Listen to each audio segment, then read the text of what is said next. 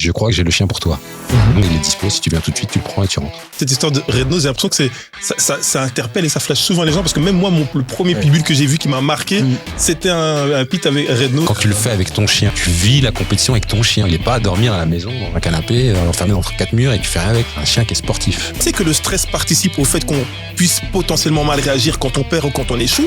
Et c'est là, après, que tu comprends la différence entre voir les côtes et voir les dentelés du chien. C'est complètement différent. Et donc, tu apprends à apprécier sa musculature. Ma belle-sœur, par exemple, elle n'aime pas mon chien quand il est plus sec. Elle préfère quand il est plus dodu. Elle préfère un petit nounours, quoi. Avec le recul, les années d'expérience que tu arrives le jour même de la compétition, tu fais exprès d'arriver à l'avance pour pouvoir. Moi, j'arrive toujours à l'avance. Et c'est pas suffisant. Tu vois, c'est un tips. Junior pourra te dire, j'arrive toujours à l'avance parce que je suis toujours à l'heure. Le gars est trop. D'ailleurs, il est même pas à l'heure. D'ailleurs, avant l'heure, ce n'est pas l'heure. Après l'heure, ce n'est plus l'heure. Excellent. Est-ce que j'ai une question, je sais pas si je peux la poser, mais est-ce que dans ces compétitions-là, d'ADBA, est-ce qu'il y a du dopage? Pas avoir de mauvaises réactions. Parce que si on a une mauvaise réaction, quelque part, on donne raison aux gens qui disent qu'en fait, on veut juste performer pour satisfaire notre ego. Alors qu'en vérité, c'est pas ça. C'est on joue à un jeu. Ça fait de nous, chaque propriétaire, l'ambassadeur de la race. C'est fonction de comment tu vas te comporter avec lui, comment tu vas le présenter dans ton écosystème, dans ta ville, à ton entourage. Beaucoup de personnes, quand ils perdent ou quand les choses se passent pas comme il faut, ils réagissent pas très bien, tu vois. En fait, les choses, elles se passent comme il faut, ils se passent pas comme ils veulent. Ça se passe. Excellent. Le happy end, c'est pas pour tout le monde. Est-ce que vous avez déjà vu des gens en compétition être méchants avec leur chien? Dans la DBA, si une personne est surprise en train de frapper un chien ou de maltraiter un chien, il est banni. Ok. Il reçoit un courrier. L'association envoie un courrier. Sans citer nom et affirmation, mais est-ce que vous avez des soupçons sur certaines personnes qui Mais monsieur le commissaire, je vais vous répondre à cette question. Puisque Junior a bien souri quand il a entendu le mot dopage.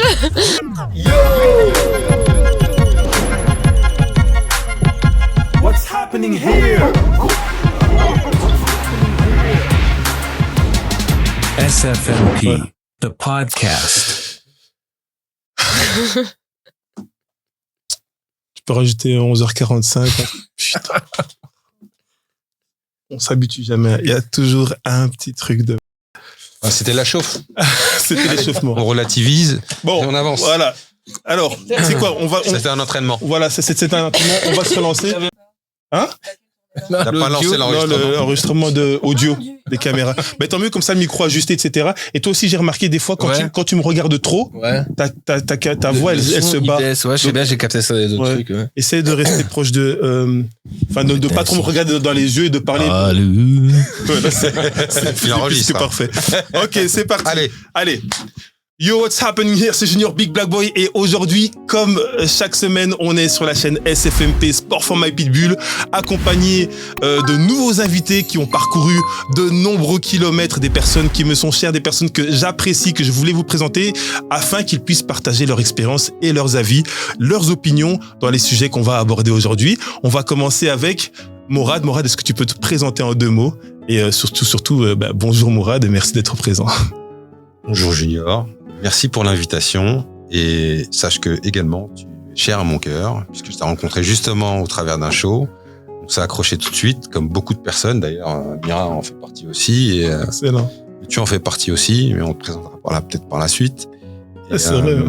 Et c'est le monde du chien tout simplement. Top. Et donc on a Mourad et ensuite on a Mira aussi qui nous fait l'honneur de sa présence. Mira, bonjour. Bonjour.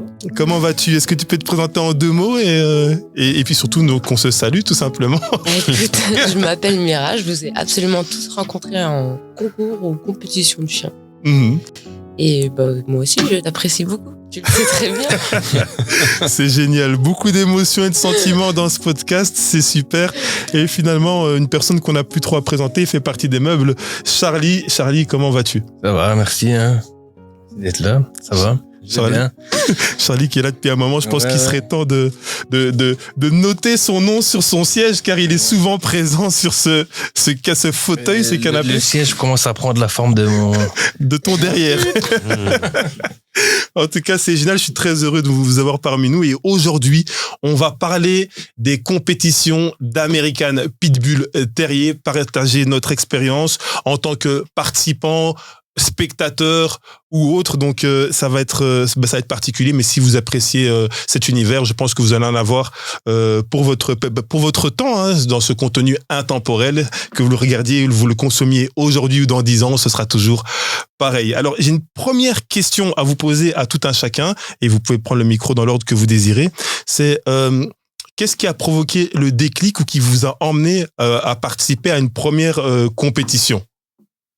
Mira me fouille, qui se met toute discrète dans le coin de son fauteuil, et donc je vais lui proposer, je vais la suggérer de commencer. Moi, j'ai commencé, j'avais pas de chien. J'ai d'abord commencé avec une staff. Ok. Un fun show. À l'époque, les fun shows ADBA étaient mélangés. Ah ouais, on pouvait venir avec des chiens. Ouais, c'est vrai, effectivement, on pouvait venir avec des chiens de race et des chiens pas de. Ouais. Voilà. Et donc, t'es arrivé. Mais comment t'as été au courant qu'il y a des concours qui se faisaient? T'en as entendu parler, je sais pas, sur Internet, ou t'as suivi des personnes, ou t'as été. J'ai suivi des personnes. Ouais. Ok. Ça a été une belle expérience la première fois? Je faisais déjà du sport avec les chiens. Mm-hmm. Et oui, très belle expérience d'ailleurs. Je suis jamais revenu au point de départ. Génial. Ben, ça s'est bien lancé. Et toi, Charlie, qu'est-ce qui t'a stimulé à te présenter dans une première compétition, et comment est-ce que tu as vécu ça? Qu'est-ce que tu as fait? Ouais, ben moi je suis tombé dedans par hasard aussi. C'est le fait que j'ai pris un chien chez une certaine personne. Et du coup, j'ai été faire une première compétition en Hollande avec la petite. Elle avait 5 mois. Mm-hmm. Je l'ai présentée en show de démonstration, show de beauté. Mm-hmm. Et j'ai pas fait la partie sport puisqu'elle était trop petite. Et du coup, j'ai rencontré des bonnes personnes qui sont ici avec nous autour de la table aujourd'hui. Ah, vous êtes tous rencontrés en fait dans l'événement? C'est d'ailleurs à cet événement où j'ai rencontré Charlie la première fois, et à qui on a échangé, où ça s'est connecté, et on a eu des sujets divers et variés, et du coup on est là autour de la table. Top. C'est un peu ça le monde du chien. C'est ça, ouais. Génial. Et du coup j'ai accroché, et je me suis dit bon, on verra. Et en vieillissant, la petite, je l'ai entraînée tout doucement à la maison, etc. Et ici je vais participer pour la première fois en Hollande, mais la première fois en sport. Comme elle a que 10 mois, on verra. C'est juste une initiation. C'est un peu pour prendre la température, voir un peu comment le chien va réagir sur les différents agrès, et moi aussi, comment je vais gérer le stress, entre guillemets, s'il peut en avoir. Et passer un bon moment avant tout. C'est un bon week-end à passer entre amis. Et voilà, quoi. Donc, t'étais en fait dans une catégorie de chiot, alors, pour le show de conformation de beauté, en fait. Je pense que c'était la catégorie. Parce qu'elle avait 5 mois. Ouais, non, elle avait 6 mois. Or, c'était 3 et 5 mois. C'est la catégorie 3 et 5 mois. Mm-hmm. Ouais, c'était ça. Et du coup, j'ai passé un bon moment, c'était chouette. C'est amusant de voir ces petits shows défiler là comme ça. Et puis j'ai été aussi dans le but, pour moi, vu que je suis pas expert du tout dans le pitbull, je débute et tout, j'étais pour en prendre plein les yeux, quoi. Pour vraiment découvrir beaucoup de chiens, en voir différentes lignées, différents éleveurs, etc. Et c'est ça que j'ai apprécié avant tout, c'est vraiment d'en prendre plein la tête. Génial. Belle expérience. Alors, je suppose, et le meilleur reste à venir. Et Morad, toi, à quel moment est-ce que tu as eu un déclic? Qu'est-ce qui t'a fait participer à une première compétition? Comment ça s'est passé? Est-ce que tu peux un petit peu nous raconter, nous témoigner de ton expérience? Moi, c'est un peu particulier parce que j'ai beau réfléchir depuis tout à l'heure, je vous entends échanger, et se souvenir de qu'est-ce qui m'a amené à ma première compétition ADBA. Je crois me souvenir que c'est un ami aux Pays-Bas qui m'appelle et qui me dit: Morad, j'ai un chien pour toi. Ça fait longtemps que tu me dis que en fait que tu es à la recherche d'un certain type de chien, et je crois que je l'ai là. Tu peux prendre ça, si moi je mange pas ça, des cacahuètes, je suis allergique. Ah, t'es allergique? Ouais. Non, moi je vois que les popcorn. Ne mets pas tout vers moi, on va tout voir que j'ai tout. T'as tout mangé. Ok. Alors du coup, c'est une connaissance. Il t'a dit, j'ai un chien pour toi. J'ai un chien pour toi. Ok. Qui était à la base vendu. Ok. Donc la réservation s'annule. Il dit finalement, Morad, le gars, il a annulé. Tu peux venir récupérer le chien si t'es toujours intéressé. Je vois que t'es un mec qui cherche depuis longtemps. Tu me sollicites et je crois que j'ai le chien pour toi. Donc du coup je monte et je lui dis mais c'est vrai? Il me dit oui. Je lui dis que c'est vrai, il est dispo, si tu viens tout de suite tu le prends et tu rentres. Donc et là je prends ma voiture, je fais 5 heures de route. Ah ouais, ton premier c'est pas mon premier, C'est là ce qui m'a amené à faire de la compétition ADBA, en fait. Ok. Faut savoir que mon premier chien, je l'ai eu à l'âge de 15 ans. Ok. J'habitais chez papa-maman. Ok. Et c'était du Colby, pour la petite histoire. Mais donc, du coup, je fais mes 5 heures de route, je récupère et j'achète mon... Et c'est de là, en fait, que viennent les compétitions ADBA, du fait de cette acquisition. Parce que le milieu à laquelle était lié cet éleveur-là était lié aux compétitions ADBA. C'est lui qui me dit, du coup, tu vas pouvoir venir avec nous en ADBA. Et donc, j'avais pas la notion de ces compétitions de conformation pour la beauté ou même de sport à l'époque. Même si la passion, je l'avais depuis bien longtemps, puisque mon premier chien, je l'avais eu à 15 ans, et aujourd'hui j'en ai 47. Tu vois, ça remonte pas mal. Mais j'avais pas de notion de compétition de beauté ou de sport. Avant de faire ta première compétition, tes chiens, c'était un peu quoi? C'était juste chien de famille ou c'était chien de petit sport de quartier? Ou je dis quartier, ça peut être péjoratif. Ouais, ça peut être perçu de façon péjorative, mais c'est pas le cas du tout. Je suis pas une personne qui prend les choses dans cette orientation. Mais du coup, moi étant sportif depuis longtemps, j'ai toujours fait du sport. Ok. Le chien a toujours fait du sport avec moi. Top. Et justement, c'est marrant parce qu'on se retrouve là aujourd'hui, mais déjà à l'époque, à 15 ans, je regardais les vidéos sur Internet et ce qui m'a fait acheter mon premier chien à 15 ans, c'est ces fameuses vidéos qu'on voyait des chiens American Pitbull Terrier monter jusqu'à 2-3 mètres de hauteur, sans échelle, sans aide, sans rien du tout, pour aller chercher un jouet qui était suspendu. Et ça m'avait plu parce que du coup, cette notion sportive que j'avais déjà dans mon ADN me plaisait dans le chien. Et c'est ça qui m'a fait tomber amoureux. Et du coup, j'avais un pote, ce qu'on appelait les grands de ma ville. On regardait toujours, les grands, on les regarde toujours avec des grands yeux et qui justement avait un American Pitbull Terrier. Et du coup, c'était un Red Nose qui faisait 28 kilos et on a toujours impressionné par ce chien-là. Et c'est de là, en fait, ces vidéos, ce grand qui avait ce chien-là, qui m'a fait acquérir mon premier chien à l'âge de 15 ans. Mais c'est juste une petite parenthèse, c'est marrant cette histoire de Red Nose, j'ai l'impression que ça interpelle et ça flash souvent les gens parce que même moi le premier pitbull que j'ai vu qui m'a marqué, c'était un pit avec Red Nose et avec une petite coiffure vite fait. Pareil pour moi, le Red Nose c'était quand je vois un Red Nose, ça me prend en trip le paradoxe de ça en fait, c'est pour la petite histoire, c'est que les gens qui étaient assujettis au concours de conformation donc de beauté, le Red Nose était connu parce que justement il renvoyait une image de waouh versus un chien marron mais sans Red Nose avec un museau noir ou un museau d'une autre couleur, tu vois. Mais le Red Nose c'était tout de suite un pelage clair associé à un nez rose, souvent des yeux clairs, c'était waouh. On n'a pas l'habitude de voir un chien aussi autour du Red Nose. Ce fameux, oui, il a le nez rose parce que c'est des lignées qui tuent, tu vois. On enjolivait en fait la lignée, exactement. Et donc ensuite tu t'es retrouvé donc à prendre. Et donc du coup je fais mes 5 heures de route, je récupère ce chien-là et donc du coup il me motive à venir à ces compétitions-là et pour la petite histoire, donc c'était le deuxième chien que j'ai acheté en l'espace de 6 mois. Le premier que j'avais acheté à mon fils pour son anniversaire, qui me tannait depuis des années pour en avoir un. Du coup lui aussi je l'avais acheté aux Pays-Bas et donc du coup avec mon grand, ou j'appelle mon petit, on se décide de faire les premières compétitions ensemble, lui avec son chien et moi avec le mien. Et de là, ça a démarré. On a commencé par la Belgique, puis les Pays-Bas, puis l'Italie, etc. Mais quand t'es arrivé, et d'ailleurs cette question elle vaut aussi un peu pour tout le monde, quand vous êtes arrivé à votre première compétition, qu'est-ce que ça vous a fait de voir justement des chiens s'élever, grimper, de voir même une multitude de chiens de cœur comme ça devant vous? Toi, la première fois que t'as vu un rassemblement comme ça de autant de chiens, est-ce que ça t'a procuré des sensations ou est-ce que t'étais juste en mode ouais, il y a des chiens, quoi. Je sais pas comment tu l'as vécu, toi. Le niveau était déjà bien élevé. C'est maintenant qu'en ADBA, ça commence à se redresser. Toi qui as vécu les compétitions. Effectivement. C'est bien que le niveau était déjà pas mal élevé. Mais du coup, c'était toute race. Mais donc déjà, tes premiers événements, genre même en dehors ADBA, premiers événements, quand tu arrives dans un endroit que tu as plein de chiens qui sont prêts pour jouer et fonctionner sur des agrès, ça t'a fait quelque chose de spécial de voir que, je sais pas, que tout le monde était chaud, ou alors t'étais peut-être plus inerte à l'observation de ce. C'est ça. Non mais je sais en fait ce qui est marrant c'est que Mira c'est la personne timide mais qui a un tel cœur et un tel investissement de temps et d'énergie là-dedans, puisqu'elle est toujours dedans, ça veut dire que. Mais ouais, c'est marrant. Mais j'essaie de te tirer les verres du nez.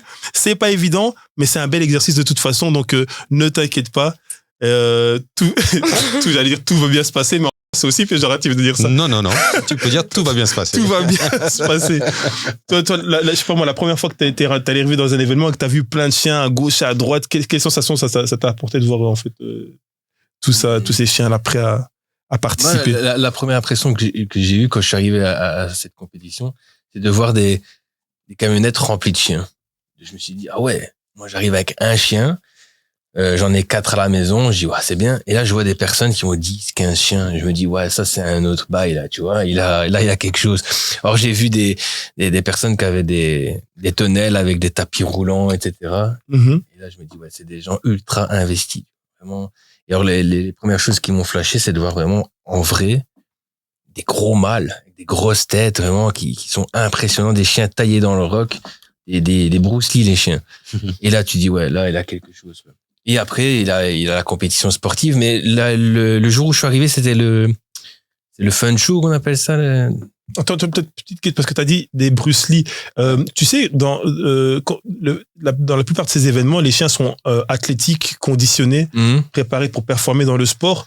Et ils ont souvent un état physique qui peut être facilement critiqué dans la rue ou dans le monde de tous les jours. Ouais. Est-ce que t'as eu besoin d'un temps d'adaptation, de te dire ah, ils ont l'air assez minces, est-ce que c'est normal, ou est-ce que tu t'es dit des choses par rapport à ça? C'est-à-dire qu'en vidéo, j'avais déjà vu des pitbulls plus minces. Mm-hmm. Donc du coup, les toutes premières fois, tu peux dire ah, mais il est sec. Mais ouais, je comprends ce que tu veux dire. Tu comprends pas forcément pourquoi il est aussi sec, alors que quand tu as des amis autour de toi qui ont des staffs ou des pits qui sont un petit peu plus dodus, tu dis, ils sont balèzes, mais tu te rends compte par la suite que le chien, il n'a pas besoin d'être comme ça pour être fonctionnel et pour être en bonne santé surtout. Et c'est là, après, que tu comprends la différence entre voir les côtes et voir les dentelés du chien. C'est complètement différent. Mm-hmm. Et donc, tu apprends à apprécier sa musculature. J'ai ma belle-sœur, par exemple, elle n'aime pas mon chien quand il est plus sec. Elle préfère quand il est plus dodu. Pour elle, c'est pas elle préfère un petit nounours, quoi. Ouais. Voilà, mais ça c'est tout un chacun. Mais je pense après, une fois que t'es dans les compétitions ou que t'es vraiment plus à fond dans la performance, alors tu te rends compte que le chien il est comme ça. Et t'apprends à avoir un œil différent et à apprécier la beauté de cette sorte-là, et non plus comme on veut le montrer à la télé, ou les vétérinaires ils aiment bien aussi avoir des chiens un petit peu en surpoids, et pour eux c'est bien. Donc bon, moi personnellement, quand j'arrive dans un événement, et ça c'est un truc que j'ai toujours jusqu'à aujourd'hui, au moment où j'arrive à l'événement et que je vois, comme tu disais, des camionnettes plein de chiens, des gens qui promènent leurs chiens à gauche et à droite, c'est un moment que j'apprécie trop, parce que là je me dis le week-end il commence, fini les problèmes, on est entre nous, on vit le kiff. Mais genre juste de voir quelqu'un qui promène son chien, tu sais, quand t'arrives, t'as roulé parfois des heures, tu vois un gars qui promène son chien ou une femme qui promène son chien, tu te dis, on y est, tu vois. Moi, ça me donne. Que je t'interromps, par contre, pour parler de ça, tu vois, moi, ce qui m'impressionne dans l'ADBA, c'est, j'avais dans l'optique, moi, d'aller présenter un chien, et j'avais déjà vu des concours de bully, de staff, etc. Or, les chiens, ils présentent, ils sont tout doux. Ils tiennent la laisse, c'est une ficelle. Y a pas de problème. Et là, je suis arrivé, j'ai vu des chiens ramper au sol, tels des gorilles, prêts à. Là, je dis, ouais, c'est un autre bail, tu vois. Tu vois les chiens, le maître, il est comme ça, il se laisse emporter. Tu dis, attends, tu as ton chien en laisse, quoi, bordel, tu vois, tu sais pas faire une marche au pied, quoi. Et après, t'apprends à découvrir les gens et ils t'expliquent que, c'est pas le même monde. Il y a pas un chien qui marche au pied, tip top, collé à la jambe. Des grosses énergies, en fait. C'est pas ça, c'est pas, voilà, c'est ça. Moi, j'ai eu du mal à comprendre. Quand je suis arrivé, j'ai posé beaucoup de questions à certaines personnes. J'étais dans l'incompréhension de certaines optiques, vision des choses. Et après, tu parles, et t'apprends à te dire, ok, c'est comme ça. Il faut accepter le pitbull tel qu'il est, avec ses qualités, ses défauts, et ce pourquoi il a été créé aussi. On en a déjà parlé, tout ça. Ouais, si, je vois. Et donc, du coup, la marche. C'est une question d'éducation. Et que c'est pas forcément une question d'éducation, c'est un plein d'énergie qu'on peut observer vraiment dès que. Après, je pense que tu peux quand même canaliser un chien qui a beaucoup, beaucoup d'énergie et lui apprendre à la marche en laisse, malgré tout. Oui, mais il est adulte maintenant. Ah ouais, pas eu il y a 2 mois. Je l'aurais eu il y a 2 mois, j'aurais peut-être travaillé, tu vois. Après, je conçois aussi qu'il y a des chiens, c'est impossible j'ai eu l'expérience avec un autre chien, impossible à faire changer, quoi, tu vois. J'en fais pas mal de choses. seul chez moi, j'en fais pas mal de choses, mais il faut pas mettre de chien autour. Voilà, c'est ça, ça je comprends. J'ai eu même avec mon premier chien que je t'expliquais tantôt. À la maison ça va, avec moi ça va, mais lui il est réactif humain et congénère. Alors là, une fois qu'on est en rue, c'est plus le même. Et quand je disais à des amis, tu en as parlé souvent. Et quand je disais à des amis, je peux faire ça avec mon chien. Et lorsqu'on est au parc et que j'essaie de le refaire, c'est plus la même chose. Il dit, t'es un mytho, mec, tu vois. Heureusement que j'avais filmé. Ah, tu vois. Mais quand tu dis t'en fais pas mal de choses, tu veux dire que tu fais des activités différentes, mais le chien, il est toujours, on dirait qu'il est toujours plein de carburant, quoi. Il est toujours énergétique. Pas forcément, mais assis couché chez moi, il écoute. Jamais en ADBA. Dès qu'il est à l'extérieur, alors là, il est. Mais en extérieur, s'il y a pas d'autres chiens autour, c'est même relativement possible avec un petit peu de travail. Mais faut pas de chien autour. Dès qu'il y a beaucoup de chiens autour, là, il est dans l'agitation. Il ne faut pas un chien. et Morad, toi, si on remonte dans le passé un petit peu, tes premiers événements, quand tu arrives, tu vois plein de chiens partout, etc. Qu'est-ce que ça te procure comme sensation? Qu'est-ce qui s'éveille en toi? Moi, je vais être clair. La première ADBA que j'ai fait, je me suis dit, c'est la Champions League. C'est excellent. On est là. C'est là que ça se passe. C'est là où j'ai découvert en fait que j'étais pas fou. J'étais pas tombé amoureux d'une race et j'étais tout seul chez moi et qu'il y en avait d'autres comme moi. Comme tu disais tout à l'heure, Charlie, des camions, des 4-5 chiens, des tentes, des tonnelles, des grosses équipes qui arrivent dans une compétition et c'est là que ça se passe. C'est vraiment la Champions League. Et là, j'ai mes yeux qui sont ouverts comme ça, comme un enfant avec un cadeau au pied de son sapin. Ouais, grave. Et j'ai kiffé. Grave. J'ai kiffé. Et première compétition, t'es là, t'as la boule au ventre, tu dis comment que ça va se passer, tu vas rentrer dans le ring avec ton chien. Et il est chiot parce que les premières compétitions que tu fais, généralement, pour moi, c'est pareil que toi, il était chiot. Et puis après, tu grandis avec lui au fil des années. Parce que du coup, la problématique, c'est que tu tombes amoureux. La compétition, une fois que tu goûtes, dans le film. Moi, je suis sportif en plus, je fais de la compète. Donc du coup, l'adrénaline, on connaît. Mais quand tu le fais avec ton chien, tu vis la compétition avec ton chien. Ouais. Tu vois, il est pas à dormir à la maison, dans un canapé, enfermé entre 4 murs et tu fais rien avec. Non. C'est un chien qui est sportif. C'est un travail d'équipe et c'est une pression mutuelle. Même le chien, il a une forme de pression, mais qu'il faut pas voir ça comme quelque chose de négatif. Genre, il a la pression, faut pas l'emmener dans des événements pareils. Il a sa petite pression, sa petite adrénaline. Le maître aussi, là, et c'est, bien sûr, c'est même comme un concert, une prestation, même une Champions League, un match de foot. Chacun vient avec sa petite pression, mais c'est pour réaliser quelque chose de chouette. Et pourquoi j'ai utilisé le mot Champions League? Parce que les gens, ils viennent de toute l'Europe. Ouais, ça c'est génial. De toute l'Europe, tu fais de la compétition avec des Polonais, des Portugais, des Espagnols, la République tchèque, des Allemands, des Italiens, enfin toute l'Europe. Même des pays qu'on cite un peu moins, comme la Norvège, la Suède, la Finlande. Il y a des gens qui sont les derniers à rejoindre les compétitions ces dernières années. Et c'est là, tu dis, c'est vraiment la Champions League. Tu fais de la compétition avec des chiens qui viennent d'autres pays, quoi. Je sais pas si vous voyez le truc, quoi. Non, c'est plus une histoire de région, un petit chou, là, tranquille. Non. C'est international. La passion est puissante et avant d'enchaîner, de rentrer davantage dans le vif du sujet, petit aparté, les gars, on est toujours sur la chaîne Sport for My Pitbull, donc n'hésitez pas dès à présent, si vous appréciez un petit peu le dialogue et le divertissement et surtout la prise d'information, likez, petit pouce bleu vers le haut, oui, vous avez même pouce blanc, pouce noir, pouce de toutes les couleurs, on est de toute origine, les gars, on est là, et abonnez-vous, activez la petite cloche, et alors continuez de participer à nos délires, à nos moments. Par rapport aux compétitions, alors moi j'en arrive à un moment donné, donc les années passent, on participe un petit peu toutes les années aux compétitions. Est-ce que vous avez l'impression qu'on a un rôle à jouer? Alors chacun peut-être se sent animé d'une certaine mission, parce qu'on voit vraiment, il y a parfois beaucoup de bénévoles ou de stewards ou parfois de personnes qui travaillent simplement, mais il y a des participants, il y en a qui font des photos, il y en a qui font des vidéos. On peut tous se retrouver dans ces rôles ici autour de cette table. Est-ce que vous avez l'impression qu'on a un rôle particulier à jouer dans ce type d'événement en fait, Surtout toi, quand je t'ai découvert, t'étais chaque fois avec le gros appareil photo au milieu des rings. Déjà, qu'est-ce qui t'a stimulé en fait à faire ça? Et qu'est-ce que tu penses quel est notre rôle à jouer en tant que participant, caméraman, photographe, etc. Clairement, on a un rôle à jouer. Pourquoi? C'est très simple à comprendre. Parce qu'en fait, c'est un chien qui est stigmatisé en fait. Les médias se sont donnés à cœur joie de stigmatiser ce chien-là et de le bannir dans plein de pays. Alors que c'est le contraire qu'il faut faire. L'histoire nous apprend que l'homme, il est foncièrement mauvais. De par les guerres qu'il a faites et de par les guerres qui sont en train de se préparer encore aujourd'hui. Le chien, il a rien fait. Il est là, juste la réplique de son maître. Tu vois ? Donc c'est un chien qui a été stigmatisé pendant des années, et encore aujourd'hui dans certains pays. Et c'est en ça qu'on a un rôle à jouer.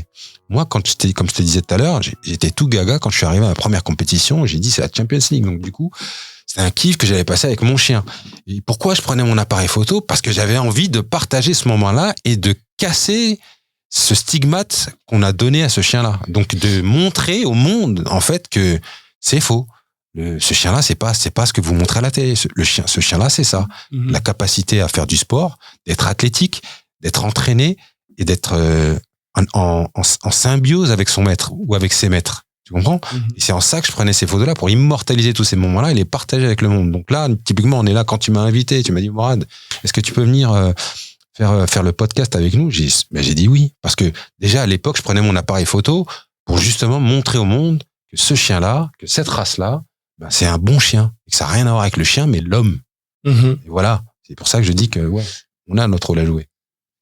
Et toi, t'as une impression par rapport à ça? Est-ce que quand tu le fait de voir tout ce que chacun se présente, participe, est-ce que t'as l'impression est-ce que tu te sens d'apporter un petit peu ta pierre à l'édifice, ou tu te dis juste que je suis de passage, je vaux pas grand chose dans ma présence vaut pas grand chose? Comment tu sens? Qu'est-ce que tu penses en fait un petit peu de... Moi, en toute sincérité, je peux pas me dire que j'ai autant de légitimité que Mourad ou quoi, ou que toi, ou que Mira, tu vois, soyons clairs. Moi, je viens découvrir. Donc, j'ai une certaine expérience dans le chien, parce que j'ai eu beaucoup de chiens dans ma vie, mais dans l'American Pitbull Terrier, j'en ai eu un autre avant, et j'ai celui-ci, qui n'est pas du tout le même aussi, au niveau tempérament. Donc, tu vois, déjà, ça, je découvre aussi. Donc, c'est là où je peux pas apporter de légitimité. Et par contre, moi, je pense que à ma petite personne, je peux représenter une bonne population de gens lambda qui ne sont pas ultra pitbull, qui sont ultra connaisseurs, mais qui se posent des questions, comme tout à chacun, et qui découvrent la race et qui veulent aller de l'avant malgré tout. Donc moi, c'est plus dans ce sens-là que je viens et que je regarde, j'analyse tout ça, quoi. Et c'est pour ça aussi que j'essaye de participer avec toi à beaucoup de choses. Et à ma petite échelle, dans mon quartier, là où j'habite, etc., ben, j'essaye de casser aussi cette image où les gens mélangent tout, bully, amstaff, et ils mettent tout dans le même panier, disent que c'est un pitbull. Alors, quand t'as un croisé qui fait une dinguerie en rue, qui attaque un outil, on dit c'est un pitbull, tu vois. Alors que c'est pas ça, quoi. C'est vite dit, hein. Dès que c'est un peu musclé, un petit peu... directement c'est pour ça que à ma petite échelle à moi, c'est ça que j'essaie de changer les codes. Quand je présente mon chien à mes amis, je dis voilà, ça c'est un pitbull. Ouais, mais il est pas fait pas 50 kilos. Oui, mais parce qu'un pitbull ne fait pas 50 kilos, c'est pas un bully, les gars, vous voyez. Il y a des choses à apprendre, et donc c'est ce que j'essaie de faire découvrir comme je peux. Et c'est intéressant ce qu'il dit, parce que du coup ça fait de nous, chaque propriétaire, l'ambassadeur de la race. En fait, ça veut dire que c'est fonction de comment tu vas te comporter avec lui et comment tu vas le présenter dans ton écosystème, et dans ta ville, pour être plus précis, à ton entourage. Et du coup, tu vas être l'ambassadeur de cette race-là. Donc, si tu fais les choses bien, du coup, les gens, tu vas faire tomber ce stigmate qu'il subit depuis des années. Mais si tu fais la chose mal, du coup, c'est ça ce qu'on disait, en fait. Ils avaient raison, les médias, tu vois. C'est exactement. Donc, changer ces codes, hein. C'est une responsabilité. Et c'est ça où il faut, finalement, tu parlais de photos, de vidéos, de promotion, de comment faire tout ça. Mais du coup, même sans faire la promotion au travers de vidéos ou de photos, juste le fait de te tenir et d'être le maître de ce chien-là. Dans notre attitude et tout ça. Dans ton attitude, dans ton comportement, tu es l'ambassadeur de la race. Je le remarque avec des personnes un peu plus âgées qui habitent près de chez moi. Là, je parlais des jeunes de mon âge, etc., qui connaissent le bully. Et alors après, t'as des personnes un peu plus âgées, de 60, 70 ans, des vieilles dames, qui me disent, oh, mais ils voient le chien de loin, comme il est musclé, tout ça, ça interpelle. Il est beau, mais est-ce qu'il est gentil? Mais bien sûr, on a gentil. Donc là, je m'approche d'eux et je laisse le chien aller doucement vers elle, et elle se rend compte, elle me dit, c'est quoi cette race? Alors quand tu dis le mot pitbull, les gens ont toujours un petit retour comme ça. Et après, ils se rendent compte et ils disent, mais c'est pas comme à la télé. Brainwash. Pas comme on le présente. Mais une dame de 60-70 ans, elle est restée bloquée avec ses a priori sur cette race-là. Et dans le quartier où j'habite, il n'y en a pas vraiment de vrai. Donc les gens, ils sont un peu bloqués. Et là, elle découvre. Bon, comme tu dis, tu vois, à ma petite échelle, si je peux faire changer certaines mentalités, elle va peut-être en parler. Peut-être qu'un jour, son petit-fils en aura un et elle ne sera pas stigmatisée sur ça et ainsi de suite. Les choses évoluent, quoi. Et Mira, par exemple, quand tu participes à un événement, parce qu'après, on a différents réseaux dans lesquels on peut retrouver des souvenirs, des photos, des vidéos, des images. Est-ce que tu as une satisfaction à déjà retrouver des images de tes propres chiens sur le réseau, parce que j'imagine que tu as beaucoup de pression quand tu participes à un événement, tu n'as peut-être pas le temps d'y penser, mais une fois que tu es rentré à la maison, est-ce que ça te procure un plaisir? Est-ce que ça te satisfait de voir qu'il y a des gens qui justement produisent du contenu audiovisuel ou photographique et qui permettent justement de retrouver tes chiens? Comment tu apprécies en fait? Alors moi forcément j'apprécie parce que je prends rarement des photos de mes propres chiens, surtout quand je les tiens, je ne peux pas faire les deux. Et ouais, c'est une vraie satisfaction. C'est toujours bien, en vrai. Je pense que pour tout le monde, c'est satisfaisant d'avoir une belle photo, une belle vidéo de ses chiens qu'on n'a pas forcément demandé à quelqu'un de faire, mais qui du coup nous fait toujours plaisir. Ouais, ça se fait naturellement dans des angles en plus, comme tu as dit, hein, on est souvent derrière la laisse, on voit pas très bien, et puis après, quand il y a quelqu'un qui se jette un petit peu dans un angle particulier et qui mémorise, non, ça et alors, on part en compétition, c'est qu'on est un petit peu joueur. On aimerait bien tous gagner, remporter la partie. C'est un peu le principe du jeu, même s'il y a différents intérêts à participer à un jeu. Quel est votre rapport, entre guillemets, à la défaite? Le fait, par exemple, de participer à un show de beauté, de conformation, de ne pas être sélectionné pour le podium, le fait de participer à du sport et d'échouer, ou de, comme tu disais là tantôt, le chien à la maison, enfin dans mon jardin ou quoi, il fait des superbes trucs et quand je montrais à des gens, parfois ça se passe pas comme prévu. Quel est votre rapport au fait que ça ne fonctionne pas justement le jour J? Morad par exemple, comment tu vis un petit peu le fait de présenter un chien qui n'est pas sélectionné, ou de participer à un sport, de ne pas remporter la partie alors que tu savais qu'il avait le potentiel de gagner? Ou même peut-être que quand tu amènes des personnes avec toi, est-ce que tu parles à ces personnes-là? Quel est le rapport à la défaite, en fait? C'est la question un petit peu que je voudrais aborder. C'est un sujet qui est assez vaste, en fait. Mais c'est vrai que mes premières compétitions où j'ai pas gagné, je me remettais beaucoup en question. Mais comme je suis sportif, en fait, je fais beaucoup d'introspection, en fait, dans la vie de tous les jours. Et j'essaie de comprendre qu'est-ce qui n'a pas fonctionné. En fait, comme Charlie, sa première compétition, il s'est posé plein de questions. Il avait peut-être eu des attentes qui finalement n'ont pas été celles-ci lors de sa première compétition. C'était vrai aussi chez moi quand j'ai fait mes premières compétitions. Je pensais que j'avais la perle rare entre les mains parce que je l'ai cherché pendant des années. Finalement, je l'ai entre les mains et je me suis dit, ça y est, je vais y aller et je vais tout gagner. Non, en fait. Parce que la DBA ne s'arrête pas juste sur le chien. La DBA juge également ce qu'on appelle le handler, le gars qui a derrière la laisse et qui tient et qui présente le chien. Donc c'est un tout, c'est la présentation du chien dans la compétition, comment tu vas le présenter, comment tu vas mettre en valeur ses atouts et cacher ses défauts, fonction d'un standard. Et donc tout ça, bien sûr, je l'ai pas appris le premier jour ou la première compétition ou la deuxième compétition, je l'ai appris au fil des années. Mais cette introspection et cette analyse, je l'ai faite parce que du coup, moi je suis dans le monde de la boxe, et dans le monde de la boxe, c'est quand tu rentres dans le ring, tu fais tout pour gagner, mais des fois tu gagnes pas. Ce qu'on appelle le fair play. Même dans le foot, on utilise le même mot. Donc, d'ailleurs, dans tous les sports, il faut être fair play. T'as essayé. Déjà, c'est une victoire de monter sur le ring. Tout à fait. Rentrer dans le ring, c'en est aussi une autre. Donc, que tu gagnes ou que tu gagnes pas, le principal, c'est d'y avoir été et d'avoir essayé de gagner. Et, j'ai envie de dire, on apprend de toutes les défaites. C'est ça le plus important. Et donc, les premières, je les ai pas gagnées. Donc, c'est en analysant, en regardant, en questionnant, en discutant avec les plus aguerris, parce que j'étais nouveau quand j'ai commencé, mais il y avait des anciens déjà qui étaient sur le terrain. Et tu discutes avec ces gens-là. Et tu dis, mais tu penses que j'ai mal fait les choses? Et tu poses des questions, et ils t'expliquent, et tu discutes même avec les juges après la compétition. Et tu peux si tu as la capacité, parce que bien sûr, il faut être bilingue la plupart du temps, puisque les juges sont souvent anglophones. Et donc, du coup, quand tu as la capacité de pouvoir échanger avec eux, tu apprends encore d'autres choses. Et donc, du coup, tu essayes d'améliorer tout ça. Et finalement, tu commences à gagner. Et même quand tu prends le pli de gagner, c'est pas parce que la saison dernière où tu as pris des podiums à chaque fois, que ça va être copier-coller la saison d'après. Parce que ça dépend aussi un petit peu de l'appréciation de chacun des juges qui présentent, enfin qui jugent et... et qui apprécie un petit peu les caractéristiques. C'est plus dur justement d'avoir gagné une saison et la saison d'après de nouveau être dans la défaite et dire qu'est-ce qui se passe, parce que je m'étais remis en question, j'ai amélioré certaines choses, je gagne et là je ne gagne plus. Qu'est-ce qui se passe? En fait, c'est subjectif. Effectivement, le juge. Mais t'as l'autre variable que tout le monde oublie. Ton chien. Ton chien, il est pas à 100% tout le temps. Tu vois, il est à 100%, tu l'as préparé, la compétition, il y a une prochaine compétition là qui arrive au mois d'avril aux Pays-Bas. Ton chien, tu l'as préparé pendant 15 jours, peut-être un mois pour certains, en fonction de comment vous préparez vos chiens, et tu penses qu'il est au top.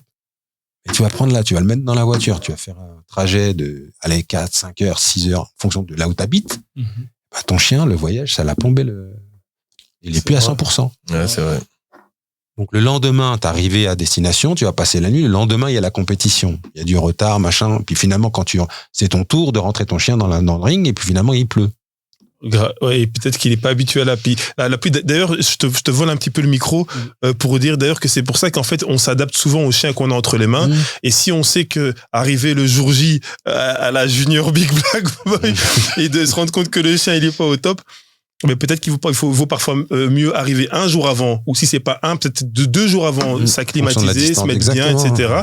Et alors voilà, et puis être à l'aise avec son chien. Justement, avec le recul, les années d'expérience que tu as, tu arrives le jour même de la compétition, tu fais exprès d'arriver à l'avance pour pouvoir. Moi, j'arrive toujours à l'avance. Et c'est pas suffisant. Tu vois, c'est un tips. Junior pourra te dire, j'arrive toujours à l'avance parce que je suis toujours à l'heure. Le gars est trop. D'ailleurs, il est même pas à l'heure. D'ailleurs, il y a un proverbe qui dit avant l'heure, ce n'est pas l'heure. Après l'heure, ce n'est plus l'heure. Excellent. Ça, je la mettrai en introduction. Non, mais c'est vrai. Ouais, donc, je te permets. Je t'en prie. Et pourquoi avant?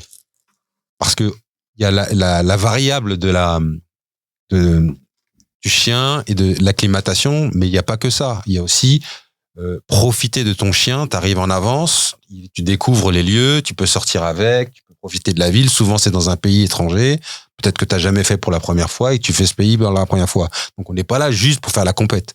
Faut aussi apprécier l'endroit où tu vas avec ton chien. C'est les vacances que tu as avec ton chien, finalement, tu vois. Tu emmènes ton chien, tu l'embarques dans ta voiture et tu vas découvrir un autre pays, plus de la compétition. Tu vois, ça, c'est top. Ouais.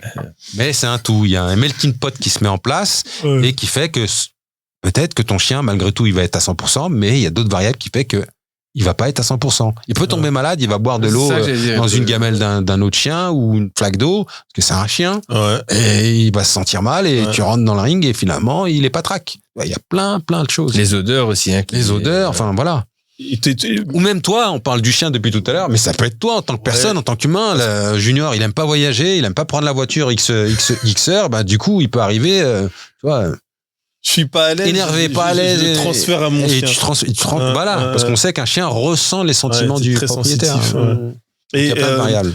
T'aimes pas conduire. Des longs trajets, ils détestent. 1 heure maximum, c'est bon. Mais même 1 heure, parfois, ça m'arrive, je fais des pauses. Mais c'est ça.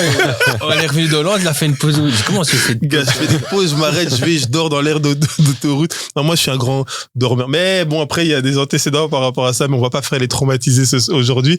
Mira, quel est toi ton rapport à la défaite, parce que c'est jamais vraiment une défaite, hein. On c'est quoi, on ne perd pas, on apprend, c'est ça qu'on dit. Comment ça se passe la seule fois où j'ai eu vraiment la pression de perdre, c'est quand mon chien il a fait cette fameuse réaction allergique de malade, mais vraiment une réaction allergique de malade. Il avait des boutons partout, les yeux gonflés, rouges. C'était en Italie. Le jour J ou genre quelques jours avant ou Non, vraiment le jour J. Et là, j'avais vraiment pour moi tout perdu, dans le sens où c'était mon seul chien à présenter. Et même le sport, ce jour-là, il n'avait pas été au top. On avait essayé de trouver des médicaments à droite, à gauche. Donc, les concurrents, entre guillemets, nous ont aidés. Franchement, dans ce monde-là, on est quand même un petit peu solidaires. Mais rapprochez légèrement ta chaise. Ça n'avait pas suffi. Franchement, pas trop. Et à Doliprane, il donne à demi, tu vois. Ça n'avait vraiment pas suffi à calmer cette grosse réaction allergique. En tout cas pour mon chien, qui était du coup complètement déformé. Ça venait de quoi Non. Et comment ça s'est passé par rapport au fait qu'il était malade, qu'il n'était pas bien? Est-ce que les résultats ont été négatifs? Négatifs, non, mais pas... Enfin voilà, ils n'étaient pas non plus. Et est-ce que tu acceptes, tu acceptes, on est obligé d'accepter, hein, mais quand si jamais par exemple tu fais un shoot de conformation et que t'es pas sur le podium ou que tu fais du sport et que t'as pas les résultats que tu sais que ton chien pourrait produire, est-ce que tu repars très énervé? Est-ce que t'es triste? Comment tu vis ça en fait? Vraiment, je me compare pas aux autres et je compare même pas mon chien au chien des autres. Donc j'y vais vraiment pour me faire plaisir et ça me fait plus plaisir à moi qu'à lui, je pense, en tout cas pour les shows de conformation. Pour le sport, je sais qu'il adore ça, alors après on s'amuse et non, j'ai un rapport très positif à la défaite. J'aime bien parce que tu vois toi comme la défaite, c'est pas forcément non. Les réponses de Mira, elles paraissent très arrangées, mais je peux vous garantir que pour l'avoir vu plusieurs fois en événement, à plusieurs reprises, elle vit simplement sa passion au calme et que vraiment, je me mets en mode avocat de toi-même, parce que je veux mettre en lumière quand même le fait que voilà, on parle d'une passion ici et que vraiment quand on te voit dans les événements, que t'as un chien qui soit pas terrible ou un chien qui soit bon, t'es là, tu vis ton truc, tu fais tes passages et c'est beau de voir ça. Bon, attendons. Mais pour revenir à ce que tu disais, Junior, sur cette notion de défaite, pour avoir participé à beaucoup de compétitions, j'ai vu beaucoup de gens avoir le moral dans les chaussettes parce qu'ils avaient perdu. Ouais. Et ça, je pense que c'est la capacité de tout à chacun de faire un travail sur soi pour ne pas être dans cet état-là. Parce qu'en fait, c'est ni plus ni moins qu'un sport, une passion que vous vivez avec vos chiens. Donc, comme disait Mira, elle le dit très clairement et on voit qu'elle est sincère. C'est que c'est un kiff qu'elle a avec son chien en concours de beauté ou en sport. Et c'est là où tout doit commencer. Si tu kiffes pas, n'y va pas. C'est aussi simple que ça. Après, si tu gagnes, c'est la cerise sur le gâteau. Tu perds, c'est pas grave. Tu recommences. Il faudrait pas prendre un peu de recul par rapport à ces compétitions de chiens. Ça ne reste que, entre guillemets, de l'amusement au final, tu vois. Gars, il faut vraiment prendre du recul. Moi, écoute, je vais vous dire une chose quand même. C'est vrai qu'en événement, même surtout dans les événements de sport, il y a beaucoup en fait, l'ego, on a tous de l'ego. L'ego, il est sans cesse en animation. Mais c'est vrai que malheureusement, alors par souci peut-être de maturité ou d'expérience ou de personnalité tout simplement, c'est vrai qu'il y a beaucoup de personnes quand ils perdent ou quand les choses se passent pas comme il faut, ils réagissent pas très bien, tu vois. En fait, les choses, elles se passent comme il faut, ils se passent pas comme ils veulent que ça se passe. Excellent. Le happy end, c'est pas pour tout le monde. Ouais, mais à fond. Et c'est ça. Et c'est la folie, c'est qu'en fait, on devrait apprendre. Je suis perturbé par la punchline parce que c'était vraiment bien introduit. Hein. Il faut avoir ce recul. En fait, c'est un travail qui se fait en amont. Je sais que le stress participe au fait qu'on puisse potentiellement mal réagir quand on perd ou quand on échoue. Mais si ton chien, je sais pas moi, tu fais du hedge jump, du saut de haie, et que ton chien il est habitué à faire 1m20 et que tu viens en te disant ouais, d'office je vais gagner, et que ton chien ce jour-là il s'arrête à 90 cm, il tape une fois la barre, il tape une deuxième fois la barre, troisième essai, dernier essai, il échoue, et ben c'est vrai que parfois les gens vont s'emporter un petit peu trop. Et c'est là que moi j'appelle vraiment à beaucoup de sérénité, où je demande aux gens, où j'aimerais bien que les gens vraiment apprennent à se remettre en question et à pouvoir relativiser, en fait, se dire on est venu pour s'amuser, c'est un sport, là où c'est le plus dur, c'est pas grave. C'est quand tu sais que ton chien, mettons, il fait 1 mètre à l'entraînement. Pour moi, elle est là la défaite, dans le sens où forcément il y aura toujours des chiens plus forts que le mien. Ils vont faire 1m20, 1m30, tant mieux pour eux. Moi, j'y vais en me disant, si elle peut faire son record qu'elle fait à l'entraînement à la maison, c'est très bien. Et si elle le bat, c'est encore mieux. Et même si on termine dernier, mais arrive avec mon chien et je vois que le chien, il fait, admettons, 50 cm au lieu de faire 1 mètre. Et je me dis, mais qu'est-ce qui se passe, là, tu vois? Ouais. J'exagère dans les proportions, mais pour que les gens comprennent. Et là, tu dis, bon, là, j'ai le sentiment quand même de défaite. C'est un goût amer quand même. Tu te dis, oh, là, on a complètement foiré l'histoire, quoi. Et ça, c'est plus dur à digérer, pour ma part personnelle, que de perdre face à quelqu'un d'autre. Puisque de toute façon, je veux dire, ma chienne, je sais très bien qu'elle ne fera jamais un record du monde à monter à 4,50 m de haut. Donc, qu'elle fasse 3,50 m, 3,60 m, moi, c'est par rapport à elle-même, ce qui est intéressant de voir le résultat ce jour-là. Et c'est là, je pense que pour les maîtres, c'est difficile. Je sais pas vous ce que vous en pensez, mais c'est peut-être là où c'est plus difficile à digérer. Si après tu comprends pourquoi ton chien ne le fait pas parce qu'il a une crise d'allergie, etc., ou une blessure à sa patte, tu peux comprendre. Mais si le chien est en plein potentiel et que malgré tout ce jour-là il se foire, ça laisse quand même un petit goût amer, non? C'est là, je pense que c'est là que vraiment le plus moi, je me dis, si par exemple, parce que le mot défaite, chacun va apprécier. Donc, quand je dis apprécier, c'est pas aimer, c'est apprécier, c'est genre évaluer ce qu'il considère comme être une défaite. Et si tu estimes, par exemple, que tu te bats contre toi-même, façon de parler de nouveau, hein, ton chien, il a l'habitude de faire 1 mètre et là, il fait 50 cm avec de nouveau façon de parler. Eh bien, si tu considères ça comme une défaite, c'est vrai qu'il faut quand même, au minimum, et moi, c'est ce que je demande vraiment à tous les maîtres, se gérer, pas avoir de mauvaises réactions. Parce que si on a une mauvaise réaction, quelque part, on donne raison aux gens qui disent qu'en fait, on veut juste performer pour satisfaire notre ego. Alors qu'en vérité, c'est pas ça. C'est on joue à un jeu. Quand vous jouez au jeu de loi, quand vous jouez au jeu de dames ou au jeu d'échecs, ben, ce sont des jeux de société avec des règles.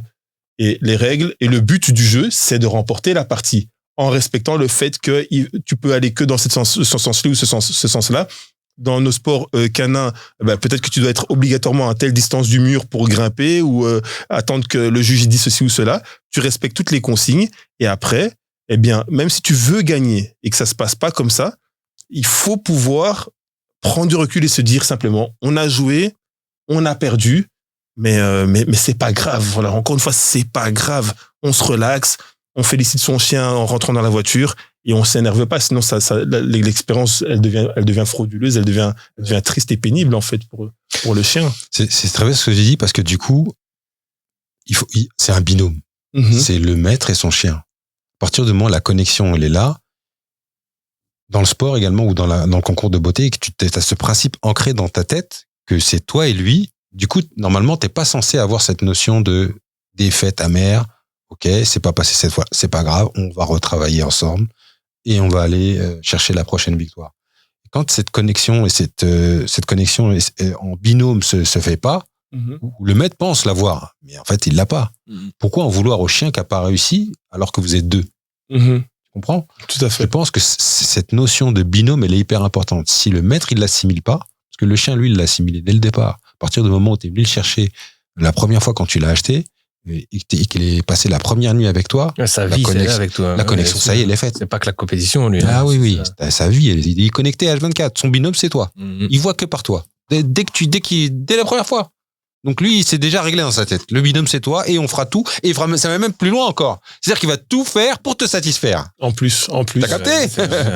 Et toi, parce qu'il a dérapé lors d'une compétition sportive où t'as pas été choisi sur un podium, tu vas lui en vouloir? Ouais, ça c'est. Tu vois? Il faut vraiment prendre du. Après, quand je dis amer, c'est triste, quoi. Tu vois, de dire, oh, dommage, on a raté, quoi. Tu vois, mais tu ne peux pas faire ressentir ton mal-être à ton chien. Tu peux pas lui en vouloir. Est-ce que vous avez déjà vu des gens en compétition être méchants avec leur chien? Oh, bien sûr. Ah oui. C'est pour ça que j'insistais sur cette remarque-là. C'est cette symbiose qu'il va y avoir avec le chien et être considéré comme un binôme. Quand je dis méchant, c'est carrément vouloir taper le chien. Oui.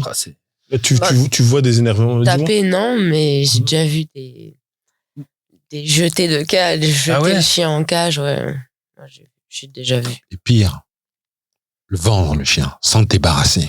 Ah, carrément, vendre le chien. Ouais, le chien, il a disparu. Donc, il est utilisé comme une machine à fric à ce moment-là. Il le remplace. Et hop, je donne à quelqu'un, ou je le vends, ou pire, je l'abandonne, et tu le vois 1 an ou 6 mois plus tard, il revient avec un autre chien. Mais le pire, c'est que la tristesse, c'est qu'en fait, dans les sports canins, par exemple, si je dois rester sur les compétitions ADBA, au niveau du sport, tu as 3-4 sports, peut-être maximum 5 sports, qui sont bien qui sont bien définis. Ouais. Et tu as peut-être un chien qui sera pas forcément bon ou très bon dans chacun de ces sports, mais qui sera bon dans d'autres sports qui font pas partie de l'événement. Ouais, et il y a des gens, ils vont vite dire « Ah, ce chien, il est nul ». Parce qu'en fait, ils vont juger sur le fait que le chien ne performe pas, soit pas du tout dans les disciplines de ses compétitions, soit pas du tout quand il faut performer, donc le jour J, tu vois. Mais si ça se trouve, le chien, il est peut-être très bon dans un autre exercice. Ça peut être du flirt pool, ça peut être un truc dans les bois ou un truc comme ça. Mais un exercice dans lequel il se dépense, il s'épanouit, il est bien, il est même très bon. Mais juste que c'est pas coté par un juge de manière réglementée dans une compétition. Et je pense aussi qu'il faut savoir apprendre on a un chien, on l'a choisi, on l'a entre les mains. Apprécier, essayer de voir. Tu lui présentes tous les sports que tu peux lui présenter, ou les exercices ou les activités, Et si jamais tu vois que finalement, il y a qu'un seul sport, ou il y a 2 sports, 3 sports, ou que ces 3 sports font pas partie des compétitions, mais que là, il prend son pied, tu vas, tu pratiques ces activités qu'il aime et tu le rends heureux et puis tu continues votre vie, en fait, j'allais dire ta vie, mais votre vie finalement. C'est un peu ça. Ouais. Et ces gens-là qui pratiquent ce malmenage de chiens, là, comme ça, est-ce qu'ils sont légitimes dans ce sport? Je veux dire, est-ce qu'ils ont des reconnaissances, etc.? Les gens ne leur en veulent pas ou... Non, en fait, c'est très clair. Dans la DBA, si une personne est surprise en train de frapper un chien ou de maltraiter un chien, il est banni. Okay, il reçoit un courrier. L'association envoie un courrier à son domicile. Avertissement. C'est aussi simple que ça. Il y a là tantôt j'ai l'impression de passer du coq à l'âne, mais ce qu'il vient de dire, c'est très important à notifier. D'ailleurs, de la même manière que, quitte à parler de choses, de raisons pour lesquelles on peut être sanctionné et dégagé d'une compétition, même si le grand public est souvent choqué du physique des chiens quand ils sont conditionnés ou en mode athlétique pour performer, il faut savoir que dans les règles officielles de la DBA, si le chien est anormalement trop maigre, vraiment dans un état d'anorexie visuelle, voilà, trop profond, ça aussi ce n'est pas accepté. Je veux dire, le chien peut être disqualifié parce que il semble mal entretenu. Donc ça aussi, il faut le savoir. Donc pour mettre l'accent sur ce chapitre, il y a même un test d'hydratation dans le ring pour les chiens en conformation. C'est-à-dire que le juge, il a une technique, c'est un passement de la peau qui l'étire vers lui et qui relâche. Et si elle revient instantanément, c'est-à-dire que le chien est hydraté. Si elle ne revient pas instantanément, le chien, il est mal hydraté. C'est-à-dire qu'ils ont fait du cutting avec le chien. Donc, ils ont forcé la perte de poids au chien, ou même de l'eau, pour que la peau épouse bien les muscles. Comme les combattants, ils font avant de perdre un... Voilà, c'est pareil. Et donc, ce test-là permet d'identifier clairement si le chien est sous-hydraté. Et donc, si le juge, il fait ce test-là et qu'il voit, c'est disqualifié. Ouais, c'est quelque chose qu'il faut gérer parce que alors, c'est pas un domaine qui est encore vraiment fort diffusé, mais tout ce qui est de la gestion du régime. Régime ne veut pas dire simplement maigrir. Régime, c'est juste réadapter le côté nutritionnel du chien dans sa préparation pour l'événement. Mais c'est vrai que quand il y a entre guillemets de l'abus et que, comme tu dis, quand si vous pincez en fait la peau de votre chien et que vous voyez que la peau ne revient absolument pas, on peut estimer qu'effectivement il y a un manque d'hydratation. Est-ce que j'ai une question, je sais pas si je peux la poser, mais est-ce que dans ces compétitions-là d'ADBA, est-ce qu'il y a du dopage? Est-ce qu'il y a de la fraude? Est-ce qu'il y a des arnaques dans ce style? On peut doper un chien pour qu'il soit peut-être plus musclé et moins gras, donc en l'aspect physique, ou alors le doper pour plus de performance sur le treadmill, etc. Est-ce que ça existe? Est-ce que ça a déjà été prouvé? Est-ce qu'il y a des gens qui se sont fait attraper? Alors, à partir du moment où il n'y a pas de contrôle antidopage, tout est possible. Ah oui, il n'y a pas de contrôle. Pas de contrôle antidopage. Je sais pas, un sport ou un concours de beauté oui, il est connu de façon internationale. Il y a des compétitions ADBA partout sur le globe, à peu près, grosso modo. Et c'est pas assez connu pour faire des contrôles antidopage. Donc théoriquement, on pourrait dire oui, c'est possible, mais in fine. Ouais. Et avec le recul que vous avez en tant que participant de longue date, sans citer nom et affirmation, mais est-ce que vous avez des soupçons sur certaines personnes qui pratiquent ce genre de choses? Monsieur le commissaire, je vais vous répondre à cette question. Puisque Junior a bien souri quand il a entendu le mot dopage. Je m'y attendais pas, mais ça reste intéressant parce que je pense que ça rend les gens sont très curieux sur ce genre de questions. Écoute, indépendamment de ce que les gens peuvent balancer sur Internet, dès qu'ils voient un chien un petit peu trop dessiné, tout est possible. Mais la première chose qu'il faut savoir et que le grand public ne sait pas forcément, c'est que dans les 3/4, j'ai même envie de dire 100% des événements, mais je vais pas parler comme si je connaissais tous les événements, il n'y a pas d'argent à gagner. On sait que l'humain, pour l'argent, il pourrait vendre parfois leur père, leur mère ou même leur âme, tu vois. Là, il n'y a pas d'argent à gagner. On vient pour s'amuser. Donc, si tu te mets à doper ton chien, le piquer, lui donner des choses qu'il faut pas, dans le but de remporter rien du tout en fait, un trophée que tu peux acheter chez Decathlon. Bodybuilding. Ouais, il n'a rien à gagner. Et c'est là qu'alors si c'est pas l'argent la motivation, parfois ça peut être l'ego des gens. Maintenant tu demandes est-ce que on a déjà eu des soupçons de ceci ou de cela. Oui. Mira nous dit que oui. Personnellement en fait, j'ai jamais eu vraiment. Allez, à la limite, je me suis déjà posé la question par rapport, tu avais parlé du treadmill. Le treadmill, en fait, donc le tapis de course. On a des tas de vidéos sur le treadmill. Donc, vous allez sur la chaîne Sport Format Pitbull, vous tapez treadmill, Sport Format Pitbull, vous aurez des tas de vidéos qui expliquent un petit peu tout ce qui tourne autour du treadmill.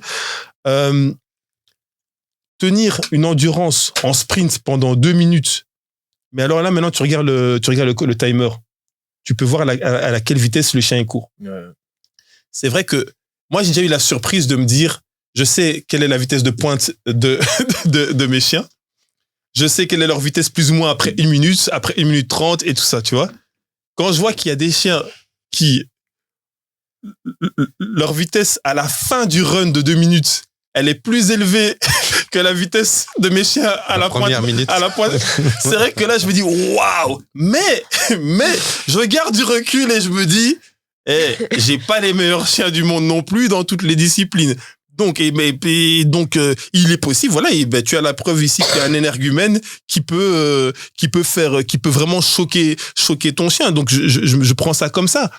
Maintenant, est-ce qu'il y a alors, indépendamment du dopage, par contre, ce qu'on peut dire, c'est que, après, il y a des compléments alimentaires, que des personnes peuvent déjà prendre eux-mêmes dans le cadre de leur vitalité, de leur vie. Et il y a des compléments alimentaires qui existent aussi pour les chiens.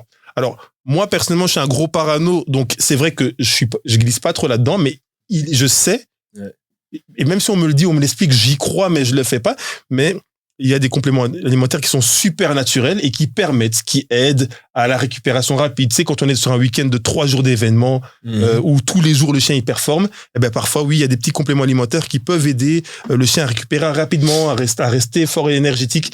Mais ce n'est pas du dopage, mais ce sont des compléments comme les gens en prennent. Voilà. Donc, ça dépend. Non. Et en 2024, je pense que le monde s'est démocratisé par rapport à tout ce qui est supplément. D'ailleurs, même dans le monde de la boxe, du sport, de la musculation, etc. Les sportifs, dans les Jeux Olympiques. Avant, à Podoué, c'était un dopage. Hein. Tu remontes il y a 20 ans en arrière, tu vois un magasin, ils vendaient de la weed. C'est un dopé, lui. Quoi. C'est vrai. La weed, les protéines, c'était considéré comme du dopage. À l'époque, on débutait la musculation, je me souviens. Mais après, c'est toujours un petit peu mal vu par beaucoup de personnes. Mais je pense qu'en fait, il existe des compléments alimentaires qui sont même très intéressants. qui sont très intéressants, mais moi j'ai mon petit côté paranoïaque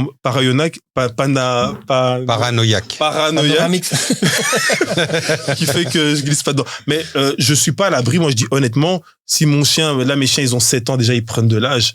Ils ont 9 ans et que je commence à voir que je sais pas moi, il y a une articulation, c'est un peu faible, il se passe quelque chose de bizarre. Je resterai peut-être pas complètement fermé à peut-être donner un supplément ou un complément qui puisse peut-être aider la fonctionnalité ou je sais pas. Toi, t'as peut-être un petit peu des connaissances par rapport à ça? Est-ce que la glucosamine, qui permet de soulager les problèmes d'articulation, comme tu le disais, est un produit dopant? La réponse est non. Est-ce que la spiruline est un produit dopant, qui est une protéine végétale? Non. Tout à fait. Tu peux en donner à ton chien, il n'y a pas de problème. Tu as des compléments, comme tu disais tout à l'heure, Junior, qui sont faits pour accompagner la vie d'un athlète. Un athlète homme comme un athlète chien. Il n'y a pas de problème. Mais là où provient ta question initiale, le produit dopant, c'est le produit le plus dur qui va booster le chien, qui est souvent donné pour... tu parlais de bodybuilding, c'est une piqûre qu'on te donne. Testostérone, envoie du lourd, t'es gonflé à bloc, comme on dit. C'est parti. Toutes les capacités. Tout est possible. Tu peux avoir des gens qui un coup de piqûre à son chien pour donner un coup de boost à son chien pendant la compétition, être plus performant en sport. Mais j'ai envie de dire, enfin moi je me dis en tous les cas, même si c'était vrai, je suis là avec mon chien pour essayer de gagner.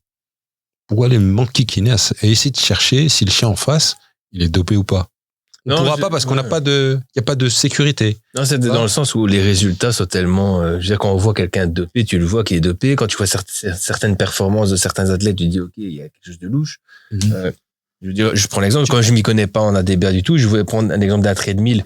Un chien, il fait 1000 mètres en 2 minutes. Et la moyenne, c'est ça. Mettons, j'invente 1000, 1050. Et puis, d'un coup, il y en a, il fait 1500 mètres. Je dis, oh, il y a un problème, là. Oui, comme disait Junior tout à l'heure, il a donné un exemple bien concret sur le treadmill où t'as un gars qui speed pendant les 3 minutes, au maximum, là, alors que mon chien, sa meilleure perf, c'est sur 1 minute et après, il y a un coup de mou. Le gars, il a pas de coup de mou pendant 3 minutes. Tu te dis peut-être qu'il y a un problème. Mais est-ce que ça va changer la donne? Non, mais c'est juste que tu dis, si on parle de ligue, il y a un côté injuste, si on parle de ligue officielle, c'est de la DBA, quand c'est la Champions League, on va là pour être concret, et tout d'un coup, il y a un mec qui vient, on est dans le monde du chien, ça a un coût pour me faire du contrôle antidopage, pour pénaliser ces gens, ça a de l'argent, et comme disait Junior tout à l'heure, on gagne pas d'argent. Comment tu veux qu'un organisateur investisse sur du contrôle antidopage? À l'époque, c'était un chien, 30 chiens en compétition. Aujourd'hui, c'est 200 chiens. 200 chiens sur un week-end, c'est énorme. C'est vraiment énorme. Et c'est pour ça qu'en fait, il faut qu'on garde du recul et qu'on se dise, on est là pour s'amuser. C'est ça. Et même s'il y en a un, parce que parfois, on peut aussi suspecter parfois des organisations. Est-ce que ça a été bien calculé? Est-ce que le timer, il a été bien rentré? Tu vois? Parfois, on peut suspecter des organisations de pas toujours bien faire leur travail. On peut avoir des suspicions. C'est déjà arrivé. Voilà, moi j'en ai déjà eu, mais après voilà, tu fais ton job, t'es venu passer un week-end, t'es venu te libérer du monde du travail de tous les jours, de la pression des paiements, des dettes ou quoi que sais-je, et tu viens t'amuser avec ton chien. Les personnes qui disent oui, mais tu peux t'amuser avec ton chien dans un bois, etc. Mais l'humain, il est tellement accro à la variété. L'humain, quand il a envie de se détendre, il va dans un spa. L'humain, quand il a envie de se divertir, il va au cinéma. L'humain, il va boire un verre. L'humain, il va s'amuser, il va voir ses potes, il va jouer aux cartes, tu vois. Le chien, il est juste là, il est couché à la maison. Et parfois, il sort, il va se promener. Parfois, il sort, il va jouer. À un moment donné, si on peut lui obtenir ce que certains qualifieront de foire, une compétition, un cadre différent, des challengers, tout ça, un cadre réglementaire, viens, on va s'amuser, on va faire quelque chose de différent, tu vois, que personne ne nous le reproche. Et s'il y en a qui veulent tricher dans ce cadre-là, c'est vraiment triste et c'est vraiment pénible. Donc voilà. Faut faire abstraction, en fait. Faut pas se poser cette question-là. Enfin, j'invite les internautes à pas se poser cette question-là parce que la finalité, c'est que c'est possible. Mais ça va pas t'arrêter. T'es là pour t'amuser avec ton chien, comme tu disais, Junior, et prendre du bon temps. Parce que ça, on pourra pas le contrôler maintenant. Non, mais c'est ce que j'ai constaté le jour où je suis arrivé en Hollande, la première compétition, c'est qu'il y a des gens, ils sont réellement là pour s'amuser. T'as des petits couples de jeunes qui sont là avec leurs chiens, ils kiffent. Et puis, t'as des gens, ils arrivent avec des camionnettes, tu vois, tu sais qu'ils sont là pour performer, ces gens-là. Et c'est plus une question d'amusement. Comme tu dis, la personne qui claque son chien dans la cage, elle est pas là pour s'amuser. La personne qui revend son chien, elle est pas là pour s'amuser. Donc, ces gens-là, ils sont capables de doper leur chien pour gagner. Oui. Voilà. Et là, tu donnais le côté obscur de la, ouais, bien sûr. De la partie. Mais si je te donne un autre exemple, et si tu gagnes face à ces gens-là demain? Ah ouais, la fierté, elle est au maximum. Même si tu sais, tu supputes qu'ils ont dopé leur chien. Mais tu étais passé premier sur le podium ou deuxième, et eux, ils sont pas placés. J'espère avoir un jour un camion rempli de chiens et j'espère que tu me verras toujours dans le plaisir. Parce que c'est pas parce que j'en ai 10 demain que j'y prendrai moins de plaisir. Non, bien sûr, je mets pas tout le monde dans le même panier, mais j'ai vu certaines personnes dans leur regard, sur leurs attitudes. T'as senti qu'il y avait du seum. C'est juste ce qu'il dit, parce que du coup, le plaisir que tu prends, toi, en tant que Mira, ces gens-là, dans le côté obscur, ils prennent tout autant de plaisir. C'est ça qui est marrant. Ouais, les gens ils pensent pas à ça. C'est mystique, ils kiffent. Enfin, on suppute, d'accord, on fait des sous-entendus, mais ils jubilent. Ils sont dans l'excitation. J'ai shooté mon yinche, on va gagner, on va tout rafler, parce que c'est ça leur truc pour eux. C'est leur kiff. T'as les gens comme Mira de l'autre côté, eux ils sont là pour kiffer avec leur chien. On gagne, tant mieux. On gagne pas, tant mieux. Un truc a rien à voir, même si le sujet était aussi très intéressant. Au niveau des langues, tu avais dit à un moment donné, tu peux aussi voir le juge après pour demander pourquoi est-ce que mon chien a été sélectionné ou pas, etc. Quand on parlait du sujet de la défaite. Est-ce que tout le monde... déjà, j'ai envie de dire quelle langue, enfin je pose la question en connaissant un peu la réponse, mais quelle langue est-ce qu'on parle quand on est dans des événements européens? La plupart du temps, c'est l'anglais. C'est l'anglais qui réunit tout le monde. La majorité des juges ADBA sont anglophones. Et est-ce que tout le monde parle anglais ici? Non. Ouais. Tu parles pas anglais? Je dis bien les insultes en anglais sur Call of Duty, tu vois. C'est déjà un bon début. Tu sais que j'ai appris l'anglais grâce aux séries américaines. mais je crois que toutes les langues s'apprennent d'abord avec. Pourquoi c'est toujours les insultes qu'on connaît en premier? On pense ça partout. Hein? On pense ça. C'est ce qui rentre le plus facilement dans le cerveau. Toi, tu parles anglais depuis toujours ou tu as appris? Parce que finalement, c'est une langue qui est tellement importante pour pouvoir communiquer avec les gens qu'on rencontre dans les événements. Vous avez appris, vous connaissez l'anglais de base. Toi, tu parles anglais aussi? Et vous connaissez... Et vous connaissez l'anglais de base ou est-ce que c'est quelque chose qui est profilé dans le cadre du monde du sport canin? Je sais pas. Moi, j'ai vécu quelques années au Canada, ce qui m'a permis de parler anglais. Ok. Je suis rentrée en France... je n'ai plus du tout pratiqué. Okay. J'ai repris la pratique de la langue grâce à la DBA. Et au voyage que j'ai pu faire.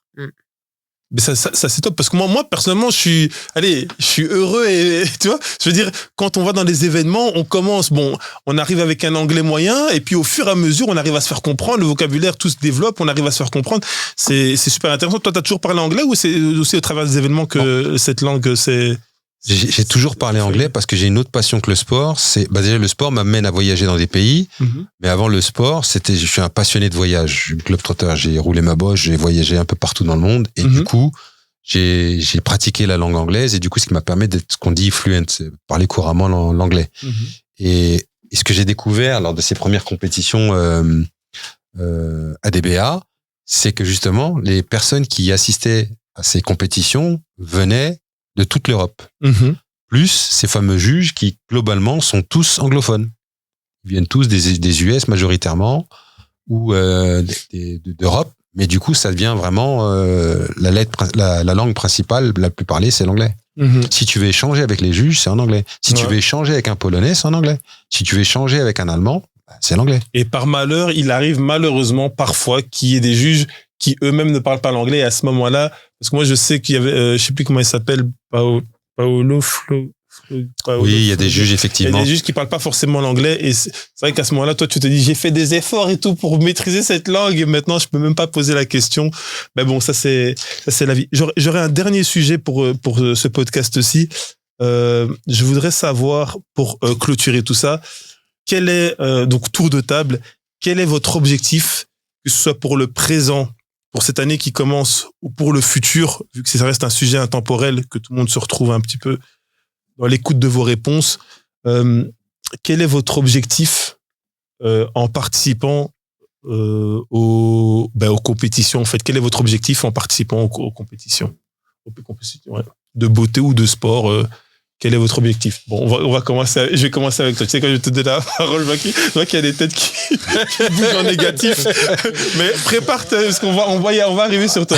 Quel est un peu ton objectif, que ce soit les shows de conformation, dits de beauté, ou les shows de sport? Quel est ton objectif en participant aux shows dans le futur? En termes de performance, j'ai clairement aucun objectif. Mon objectif à moi, c'était de passer ici pour la compétition qui arrive, c'est de passer vraiment un bon week-end, m'amuser. À la base des bases, les compétitions, c'est que le reflet d'un quotidien, au final. Donc, c'est-à-dire que tous les jours, j'entraîne mon chien.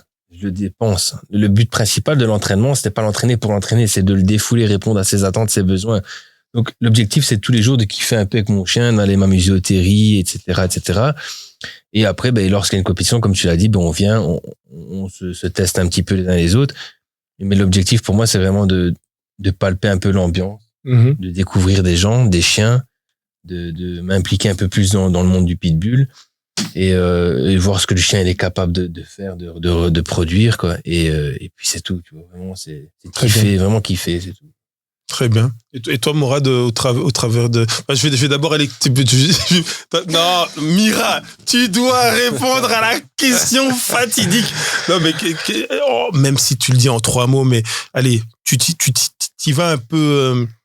En fait, déjà, t'y vas. En fait, c'est pour ça que moi, je suis en train de te tirer les verres du nez, c'est parce que déjà, t'y vas. Tu t'aimes ça. Tu vois? Oui, mais j'aimerais qu'on puisse... Je ne saurais pas exprimer quel est l'objectif. Ok. J'ai pas d'objectif, franchement, à part m'amuser. Tu prends le plaisir de l'instant présent. Connaître les chiens des autres, que les autres reconnaissent mon chien, déjà, c'est satisfaisant. Y a pas de... J'aime bien voyager aussi, mais L'objectif, j'en ai pas. Vraiment pas de concret ou de réel, j'en ai pas. Ni pour maintenant, ni pour l'avenir, vraiment. De toute façon, tant que ça fait des chiens heureux, une multitude de chiens heureux en ta possession, bah, moi, personnellement, je valide, hein, et puis c'est tout. Et toi, Mourad, dans le mot de la fin, quels sont tes objectifs, en fait, en participant aux événements, présentement ou dans le futur? En fait, il y a plusieurs strates, il y a plusieurs niveaux.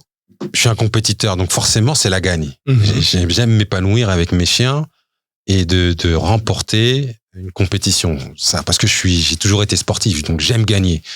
Moi, je suis obligé de vous le dire, j'aime la gagner. Donc, mais c'est pas parce que je perds que je vais être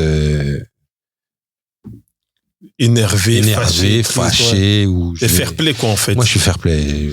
À partir du moment où j'y vais, je me déplace, je prends un kiff avec mes chiens, je gagne, c'est waouh, je gagne pas, c'est waouh quand même, tu vois. Mais j'aime gagner. Je vais pas vous mentir, j'aime gagner. Mais et la deuxième strate qu'il y a derrière tout ça, c'est comme je te le disais tout à l'heure, Junior, en début de notre podcast, c'est de casser ce stigmate qu'on a donné à ce chien-là. Je veux montrer au monde, c'est vraiment ça, je veux montrer au monde, être l'ambassadeur de l'American Pitbull Terrier. C'est un chien qui est plein d'amour, qui en a plein à donner, qui est fidèle à son maître, qui aime les hommes, qui aime les enfants, qui est joueur, mais qui est surtout sportif. Ne prenez pas ce type de chien si vous n'êtes pas sportif ou si vous aimez pas le sport, parce que lui, il adore courir, il adore se défouler. Donc effectivement, la deuxième strate, c'est casser ce stigmate. C'est pas un chien méchant, c'est pas ce qu'on voit dans les médias qui vous lave le cerveau. Non, c'est vraiment ça. Mon deuxième objectif, c'est vraiment ça. Donc voilà. Ben c'est top, hein. Moi c'est difficile de passer après Mourad. mais en tout cas, je pense que voilà, les objectifs, effectivement, ben bon, voilà, moi aussi en tant que challenger, j'aime remporter la partie. Je pense que on parlait de coupe en plastique, mais finalement, c'est un petit peu un objet qui illustre et qui mémorise de manière matérielle l'instant du moment, et voilà, et parfois tu gagnes, t'es heureux, t'as ton objet qui brille et tu peux le montrer à tout le monde, mais quand tu perds, ça, moi ça met, allez, combien de fois j'ai pas mis en avant justement la personne qui venait me battre dans une discipline de prédilection. C'est un plaisir, on fait des photos ensemble, on rigole, on s'amuse, parfois t'es dans la défaite, c'est pas grave, tu fais des bons résultats. Tu vois parfois qu'il y a des gens, moi, alors là c'est un truc très personnel, je vais un peu donner de ma personne, tu vois. Je sais que des fois, il y a des gens qui se disent, ouais, mais le Junior avec Odin et Sacha. Tu vois, ils parlent beaucoup, tu vois. Et donc, des fois, j'ai même vu des déçus, tu sais, il y a des personnes, parfois même en compétition, ils se disent, ouais, ben alors, vu que c'est le mec du moment, avec les chiens du moment, mais toujours avec des guillemets, il va tout éclater en compétition. Moi, je le répète, j'ai aucun problème à dire simplement que mes chiens sont pas les meilleurs. Ils ont une certaine morphologie, ils ont des certaines capacités, ils ont un certain potentiel. Oui, on a déjà remporté pas mal de compétitions de discipline, mais on s'est déjà fait terrasser, écraser, écrabouiller, tout comme on n'a déjà pas su présenter le potentiel qu'ils avaient en temps habituel, parce que comme tu l'as dit précédemment, il y a plein de choses qui peuvent faire que le jour J, ton chien, il est pas à l'heure. Et voilà, et moi, ça me dérange pas. Mais oui, je suis un challenger. Dans la victoire, je suis l'homme le plus heureux. Je sais pas si mes chiens, ils savent qu'ils ont gagné, mais en tout cas, ils savent qu'ils ont passé une bonne journée. Ils le savent. Tu vois, parce qu'ils sont connectés, justement. Quand t'es fâché, ils le savent, et quand t'es dans le bon comme dans le négatif. Exactement. Donc voilà, c'est un bon moment qui se passe. Et puis voilà. Moi, en tout cas, mon objectif, c'est de pouvoir continuer déjà à faire vivre les événements, parce que comme on l'avait dit, on a parfois peur que ces événements disparaissent, tu vois, et qu'on se retrouve un jour à devoir en parler au passé. Donc, c'est de notre devoir, selon moi, de rester actif, de se mobiliser. Oui, on va parfois faire des photos, des vidéos, et on va pas gagner d'argent. Mourad, il prend ses photos. On le paye pas pour ça. Et si on le paye aussi, il y a un événement ou un autre où on lui aurait donné un billet, eh ben, ce serait légitime. Il y a personne qui pourrait cracher dessus, tu vois. Et quand je fais mes vidéos dans les événements de chiens, il y a personne qui me paye, mais j'ai l'impression d'apporter ma pierre à l'édifice et de contribuer à la mission dans laquelle je me suis lancé, enfin, une des missions dans lesquelles je me suis lancé dans ma vie, mais une mission qui me tient à cœur, tu vois. Donc, je pense qu'il faut simplement qu'on continue à participer. Déjà, pour rebondir là-dessus, en tant que personne lambda, excuse-moi de te couper, mais je tiens à vous remercier, toi et toi, qui participez justement à ce milieu du pitbull, à mettre en avant, parce qu'en tant que personne lambda, moi, ce que je te disais souvent, c'est qu'il n'y a pas assez de mise en avant des compétitions. Quand je cherchais, je disais, on peut aller voir des pitbulls. Tu vois, avant d'en prendre un pitbull et de faire je voulais voir des pitbulls. Mais je savais pas où. Si je connaissais pas Junior, je n'aurais pas su. Donc, il y a la chaîne Sport Format et Pitbull, etc. Heureusement qu'il y a ça. Dans le monde francophone, il y a très peu de choses en avant. Et ce serait bien que ce soit encore plus mis en avant. Ouais. C'est ce que je disais tout à l'heure en préambule. En tant que propriétaire d'American Pitbull Perrier, on est tous les ambassadeurs. C'est ça. J'avais aimé ce passage en plus. On est tous des ambassadeurs de la DBA ou de la race, l'American Pitbull Terrier.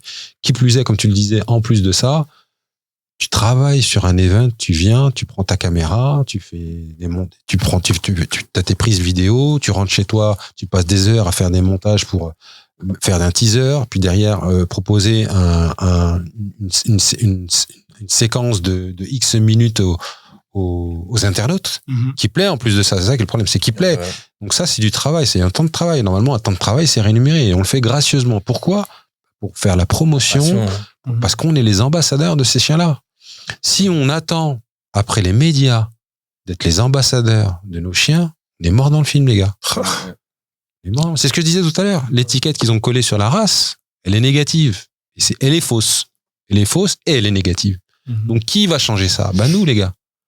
Nous qui sommes amoureux de cette race-là, tous les jours, d'aller en compétition, de présenter nos chiens, de le faire vivre, de partager au travers des vidéos, de partager avec des photos, de partager au travers de posts sur des réseaux sociaux, de le partager même avec ton entourage dans la ville où tu habites, avec tes voisins, et tout ça. Et c'est là où, en fait, tout ça mis bout à bout, on va changer la donne. Si ça, on le fait pas... C'est voilà. En tout cas, c'était le mot de la fin pour cette émission. J'en ai peut-être une autre. Imagine, on parlait de fair play, on parlait d'ambassadeur, mais j'ai même fait des allers-retours en Italie en voiture avec mes chiens et finalement revenir bredouille. Tu parlais tout à l'heure. Tu fais de 12 heures de route pour revenir sans victoire. Tu fais 12 heures aller, 12 heures retour avec tes 5 chiens et tu gagnes rien. Ça fait quoi ça ? Ça fait quoi ça ? Moi, j'y retourne. L'année d'après, j'y suis retourné. Voilà. Le gars qui n'aime pas perdre, il y retourne pas. Il arrête. Il dit c'est mort. Il dit c'est mort, j'y retourne plus, c'est fini. Moi, non, je suis pas comme ça. Moi, c'est un kiff avec mes chiens. Je vais dans tous les pays. Le plus loin, je crois que c'était où, Miras ? La Pologne. La Pologne, c'est Pologne. La République tchèque qui revient bientôt, là. La Grèce qui va annoncer un événement aussi bientôt. Des longs kilomètres. La Finlande qui va annoncer un événement. J'ai peur. La Finlande, c'est chaud. Là, c'est des vacances. Mais en fait, c'est bien, c'est des nouvelles cultures et tout ça, mais c'est loin. Mais c'est ça, c'est des nouvelles cultures, c'est des nouvelles rencontres, des nouvelles expériences, un nouvel environnement. Les gars, t'as dit quoi? C'est ça, ce qui fait froid. Non, mais, tu sais, il y a des gens dans leur pays qui, eux, ne vont jamais voyager.